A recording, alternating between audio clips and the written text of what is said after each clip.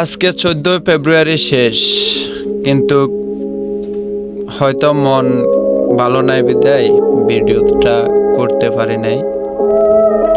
তো আজকে অনেক ফুলদানির ফুলে ছেঁড়া হয়েছে কিছু কিছু আবেগের জন্য এবং কিছু সময় কাটানোর জন্য।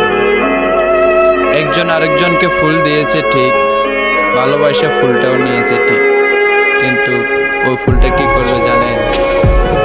হয়তো কিছু সময় ওই ফুলের গন্ধটা নিবে, এরপরে ওই ফুলের স্থান কোথায় কেউ বলতে পারবেন? ওই ফুলের স্থান হবে কাল সকালে কোনো এক ময়লার ডাস্টবিনে।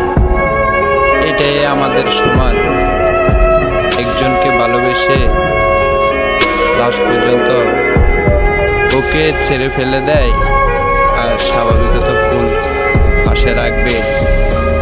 কিন্তু আমরা কখনো বুঝতে পারি না যে একটা ফুল ওটা শুধু ফুলদানিতে সুন্দর, কারো হাতে না।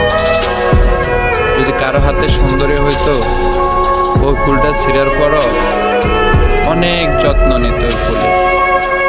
কেউ নেই, আমি নিচ্ছি, নেই কেন নেই জানেন? নেই তো এই কারণে যে ওই ফুলটা ছিঁড়ার পরে ওই ফুলটা দিন দিন শুকাইতে থাকে। আর ফুলদানির ফুলটা সব সময় দেখি, কেন দেখি? ওই ফুলটা তাজা থাকে।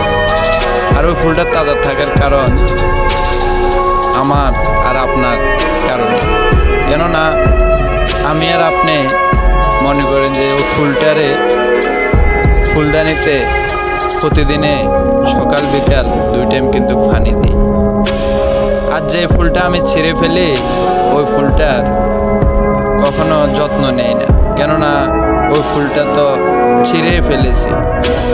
ওটা কিছু সময়ের জন্য তার গন্ধটা নাকে নিলাম, নেওয়ার পরে ওই ফুলটা ফেলে দিলাম। ভাগ্যের কি পরিহাস!